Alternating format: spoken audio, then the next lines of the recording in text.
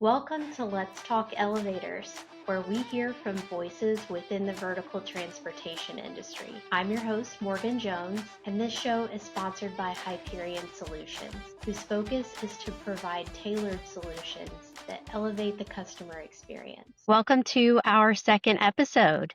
Today, we're going to take a big picture look at the elevator industry, talk about where we've been, where we're going, and what kind of changes are shaping the future of vertical transportation. So today we have special guest Ryan Kraven. Ryan, tell us a backstory. How'd you get here? Where are you from? What do you do? I'm from New Jersey. I've been in the elevator business for 25 years. So my story is actually kind of unique. At least I think so. I decided I needed to better myself somehow and started studying for the GMAT and wanted to go back to school to get my MBA and did that. And I got into Rutgers and Newark for my their master's program. Most of the classes were at night, so I wanted to find a job in New Jersey, so I was able to commute to Newark every night to go to class. And Monster.com had just come out, and there was an ad for a sales job at computerized elevator control in Moonachie, New Jersey. If you remember them, they were the makers of the Swift Futura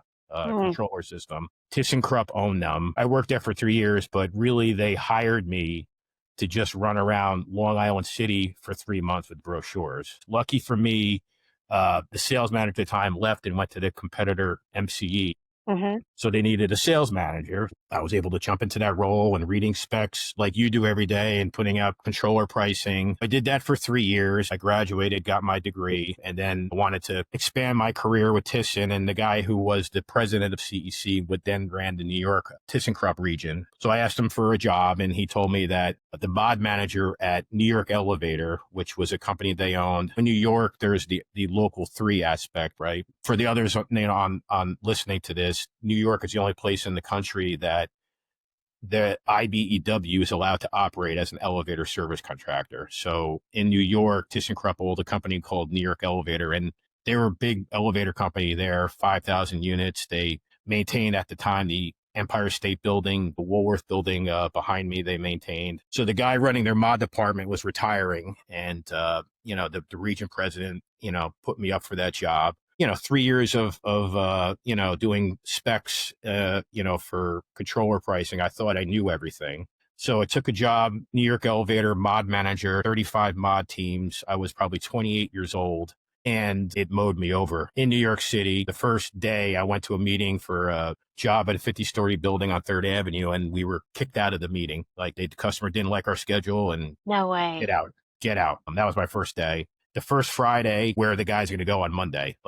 We sat in a room for 4 hours, not really knowing anything about elevators operationally. I thought I did, but 6 months in, I don't know if I'm going to make it or not. But, one of the benefits of working in Manhattan is the subway system, and most of our jobs were in Manhattan. So if there was something that I didn't know, like, entrance installation, putting in a sling and platform, seeing how a basement rope job would work, I would hear that it was happening. I would hop on the subway and go see with my own eyes and understand it and talk with the guys. I was able to kind of learn the business just by absorbing myself in it and being a good boss and allowing people to tell me and teach me and mold me, while also trying to make money for the company at the same time. So that's how I started in the elevator business. I did that for 4 or 5 years, and then I was recruited by Schindler Elevator to run their local 3 company, Slate Elevator.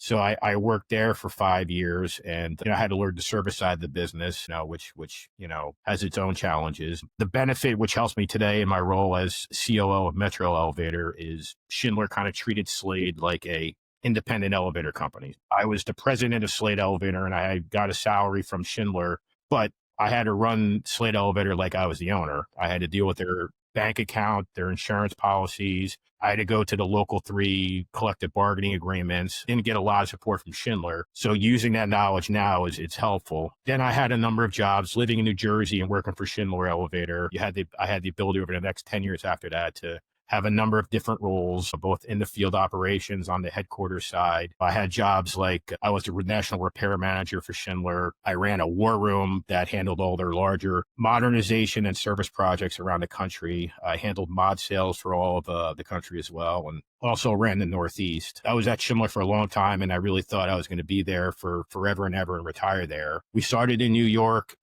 in 2021. We made it. We now have 60 guys. We're a very proud IUEC company. And now we kind of took the motto, and now we're in 23 different markets around the whole country. And I'm the chief operating officer of it. It's a long-winded story, but that's me and my career in the elevator business. I love it. I think that's such a fascinating story and a really great insight into the wealth of experience that you've had from a very corporate side of things with one of the majors to starting an independent, a really impressive road to travel. And I'm excited to have all of your insights. I also really love the way that you shaped how you started to learn by taking each of those opportunities to get into a motor room, to an elevator pit, to soak it up like a sponge and get hands on and learn it.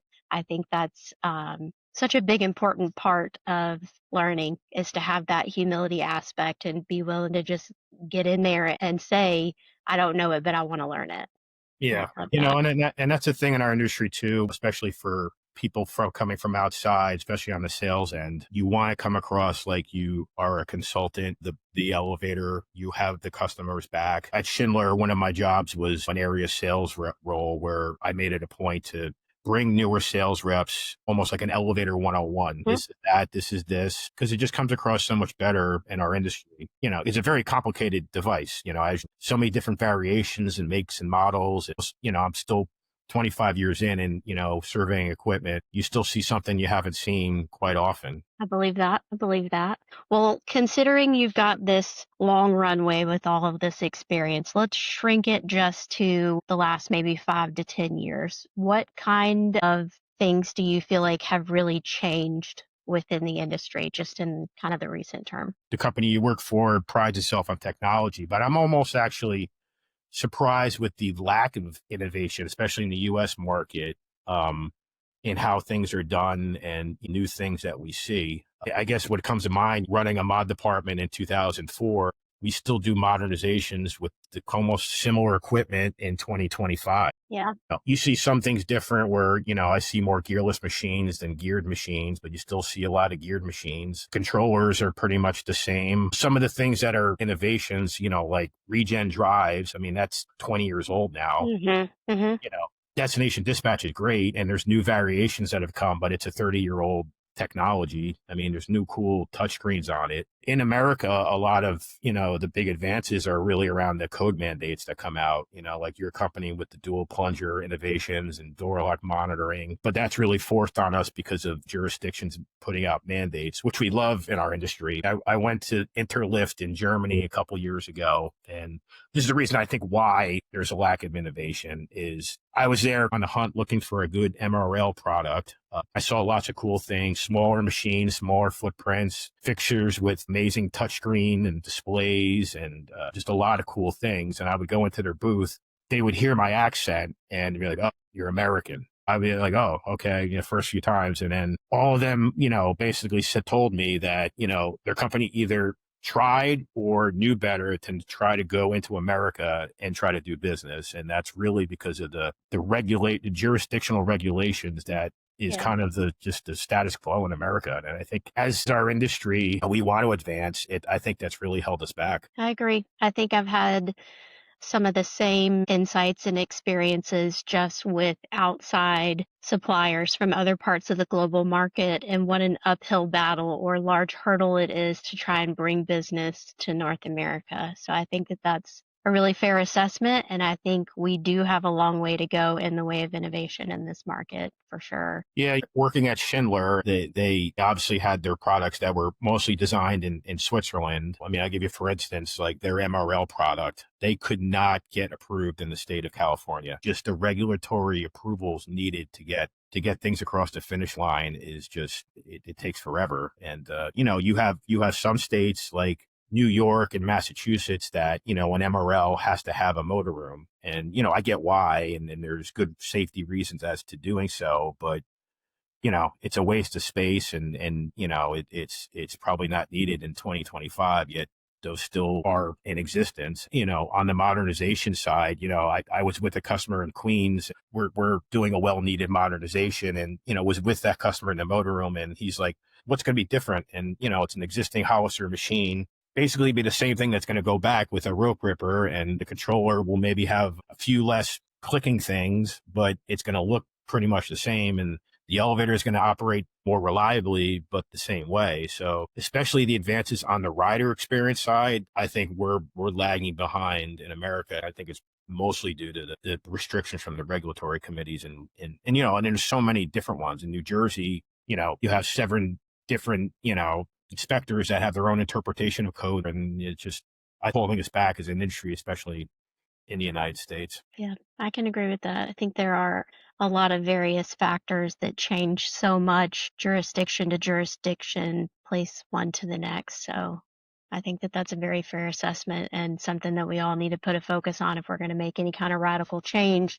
It's going to have to be a major investment from the industry at large Yeah, to move in that okay. direction. What kind of trends do you feel like are shaping growth within the industry? Maybe just a plug on Metro Elevator. We pride ourselves on improving the customer experience on the service end. I think our industry as a whole has regressed majorly on the service end and doing preventative maintenance. Doing preventative maintenance does work. We are opening in a lot of different markets and really it's kind of 2 things. Having a more positive experience on the customer service end with elevator maintenance, taking care of people's elevators and being reliable. There's a lot to be had there. And we've grown tremendously just by picking up our phone and having technicians that respond quickly. And leading into, I guess, your question is we really want to be excellent, if not my goal is to be the best modernization company in the country. Installing quality products, installing them on time, having a positive experience for the customer. The biggest upcoming trend in our business, if it hasn't happened already, is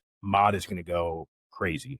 I think the elevator industry revenue expected by 2030 will be $3 billion for modernization in the US. So I think there's an oncoming modernization boom. I don't think new installation, obviously buildings will get built, but I think there's going to be a general focus on people renovating their buildings and updating their elevators that badly need it. So Yeah, agreed. And I think to your point, there will always be new buildings, there will always be new construction, new installations. But I think another economic factor is how COVID has changed things and changed buildings that were once completely occupied by business offices are now having to pivot and find a new place in the market nowadays, whether that's mixed use or changing it to residential, and then how that trickles down the line with all the changes that need to be made to accommodate that new use for that building. yeah, that's a good point. I spend the majority of my time in New York, and I would still say New York, it's only back to 50% occupied in office buildings. So we're not seeing a lot of bids and new requests from commercial buildings, but the residential market's through the roof. Tons of modernizations on residential buildings, and with the code mandate with the dual plunger, you're seeing that happen. So, and flipping from residential to office, is happening. I think some of the reasons modernization is going to go through the roof is, I think the industry probably in the 90s and the 2000s with the advent of the elevator consultant allowed customers to sign what they thought are full service contracts where, an elevator company would sign up for basically covering the entire elevator, thus providing the owner with an insurance contract on their elevators, which I think, they use to their advantage for probably 15 to 20 years. And that maybe they knew they have the elevator company on the hook to fix anything if it went wrong. And then maybe they upgrade the chiller or the HVAC or the boiler room or the security or the turnstiles. Now, it spent money elsewhere because why, if the elevator company is just going to take care of the old elevator system and cover the cost on it, now why spend money on it? I'd say about 15 years ago, that changed. Like, I think the elevator companies finally woke up and realized they needed to push back on that and start charging for things like obsolescence. So I think that's culminating in modernization growing as well. we have an aging workforce. You think that's probably something you've heard from around the trade. I mean, I think the IUEC, we're a very proud IUEC company here, and they've been nothing but supportive of our growth, has a great apprenticeship program. But the older systems that are out there, the guys are retiring and taking that knowledge with them. Hmm. So buildings with really older equipment, say they have 6 elevators, that guy retires. They're talking about maybe having 3 elevators down at the same time and having a crisis. The modernization couldn't start fast enough. Stuff becomes obsolete a lot quicker. You can attest to that. The stuff that's made with computerized system, just like your iPhone goes obsolete. I think we're seeing that more quicker in our industry. Life cycles go faster. You know, I used to say in our business 25 years before you need to modernize. That might be 15 or 20 now. And of course, these jurisdictional mandates that a lot of these states are adopting, instead of just doing the dual plunger or installing the DLM, let's not throw good money after bad and let's just modernize. So I think the modernization boom is coming if it's not already here. And I want our company to be at the foremost of that piece and being on the cutting edge and known around the industry as higher metro because they're the best at mod. I like that. How do you think maybe global events, whether that's urbanization or sustainability as people go green and make those kind of big initiatives, how do you feel like those things are impacting us as an industry? The world will require more elevators over time. That's just the way of the world. People are living longer. You need elevators in more nursing homes, more Hmm. medical. I guess my brain goes to the U.S. market. Obviously, the word tariff comes to mind, but we have good days and bad days with that. I think right now, what happens from that aspect, unfortunately, the end user, the building owner, are the ones that are going to bear the cost part of that. That doesn't mean they still don't need that modernization. The sustainability stuff, it's important. But similar to my earlier point there, the regenerative drive came out 20, 25 years ago. And there's massive savings by using it, but I haven't seen other things that like excite me as far as sustainability from our industry, and I think there's a lot of opportunity for it. And I guess just another thinking, like my I guess complaint about lack of innovation, to all the companies out there that are looking to maybe innovate within the elevator business, whether it's AI modernization boom that's coming, like now is the time to start thinking about it or giving us some more options. And we're going to be installing a lot more stuff in the next 10 years. And if there's cooler things that can be more efficient, give a rider a better experience, I'm asking everyone out there, come up with it now because we're going to be putting it in, I think, a lot more in the next 10 years. Yeah, I think you're right. When you are working with the building owners, just going back to that go green thing, because I just feel like it's been something that I've had exposure to. How much are building owners putting emphasis on sustainability or energy efficiencies and things like that? How much weight are they pushing in that direction? You may not like this answer. If it saves them money, they are. I think it was 10 years ago, it was foremost in everyone's mind, and there was LED certifications and rebates that they Hmm. could Hmm. latch onto. I don't think it's as prevalent as much now as it was then. Not to say it's not worth it and worth it, but I think the emphasis now is people just want reliable elevators and not have to spend money on them or worry about them any more than they currently are, which is a lot. Having a working elevator and not have to worry about is way more on a building owner's mind as to whether their electrical bill is. May not be the right answer, but that's been my experience, and most of my experiences in New York, and they're tough customers there, and they're also very cognizant of the money they're spending. And 10 years ago, maybe they were more worried about their electrical bill than they are now. Yeah, I think maybe a little bit unique to North America versus other places globally that maybe view things like their elevator equipment as short term. They're just going to replace it. I feel like in the North American market specifically, people have a bigger focus on retention, longevity, really attentive to the investment that they're making in their property and wanting to see that longevity, that Yeah. long term use. Yeah, another difference between America and say Europe or Asia is just the size of the elevator itself. Our For elevators sure. are humongous. We like big cars, big elevators.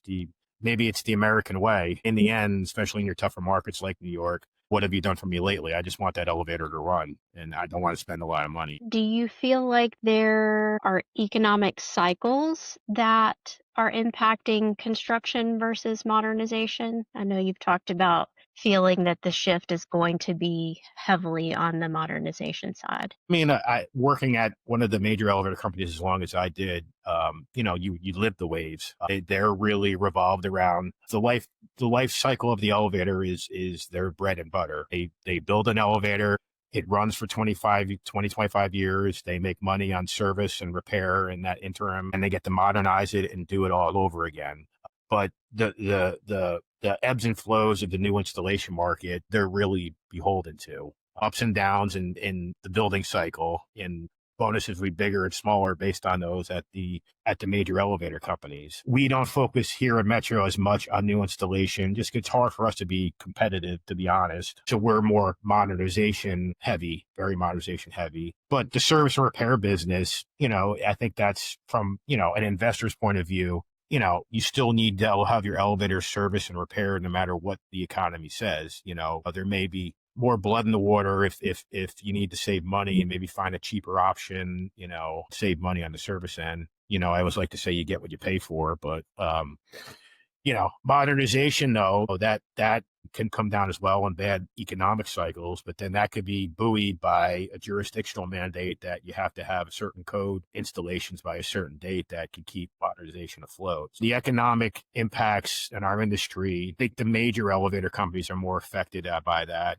than independent. Not to say that we don't, or we're recession proof as a company, but it does. One of the benefits of, doing what we do is, are able to weather the storms a little bit better than maybe some other industries. Yeah, agreed. I think that's one of the things that I've always really appreciated about this industry is the essential nature of of our industry as a whole, that we're always going to have a place. There's always going to be some level of growth and a need driving the future for us. How do you think things like supply chain have affected our industry? We started Metro during the dark days of that supply chain crisis, Mhm. and a startup elevator company, you really need to get stuff to get the guys working, right? You look at a controller, you've seen it, it has a million things in there, right? Just one thing can hold up the whole thing, right? And what that thing is and where it's coming from, that's coming from Spain, that's coming from China, that's coming from Mexico. What is it? So, 4 years ago, one of the biggest headwinds starting Metro here in New York was, I just get stuff for to keep,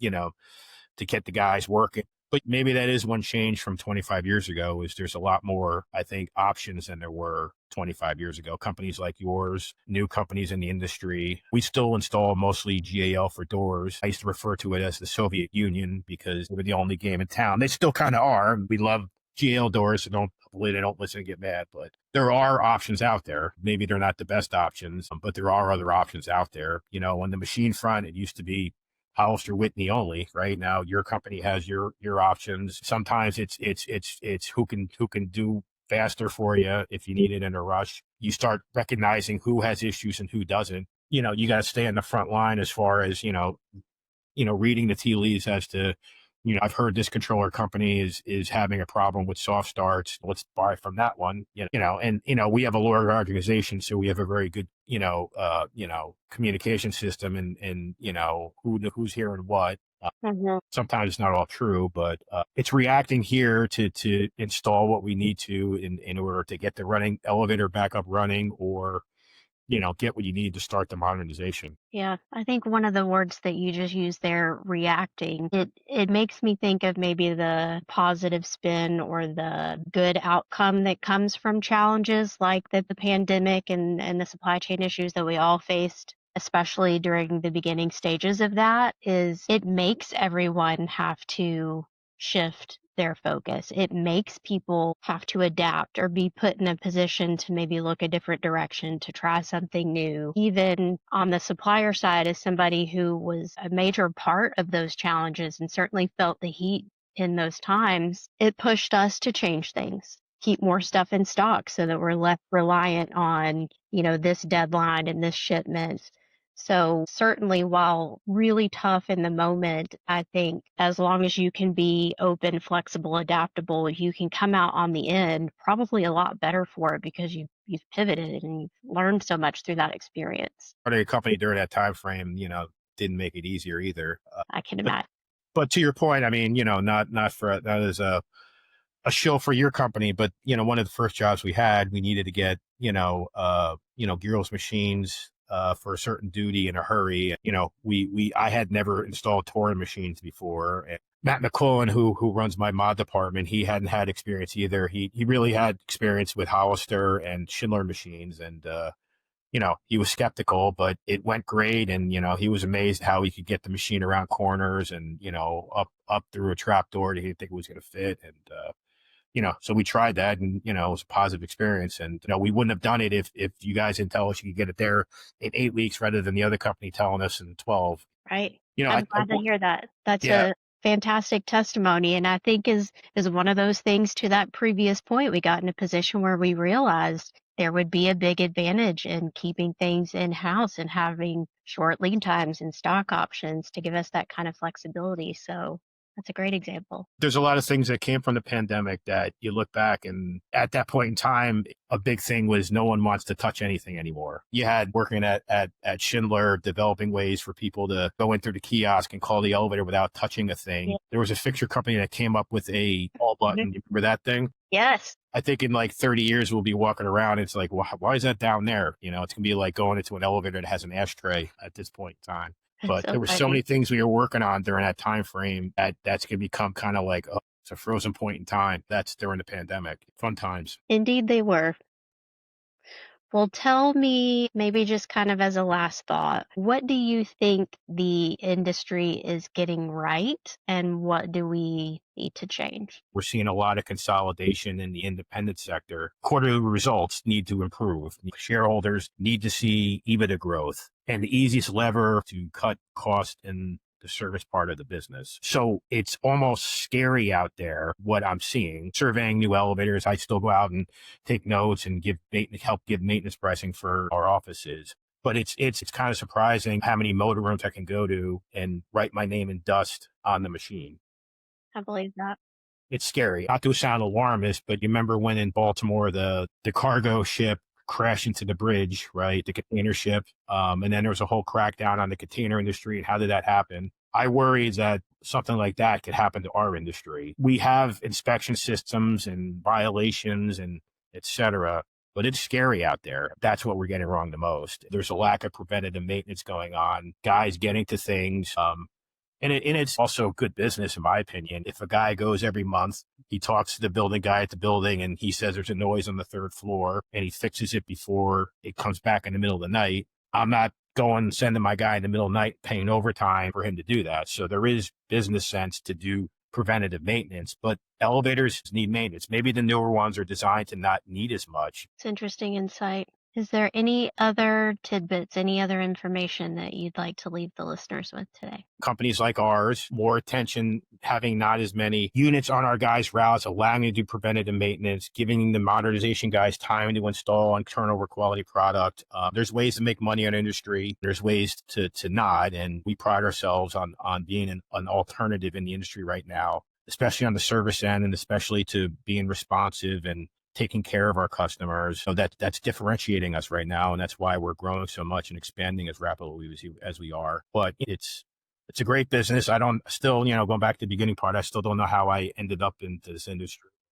Now I got half my family in it too, whether they like it or not, but it's a fun business, right? I wouldn't trade it for the world. I couldn't imagine myself doing anything else at this point. Totally agree. That's kind of a very broad and general sentiment from most people who are in it. Once you get in, you don't leave it. Yeah.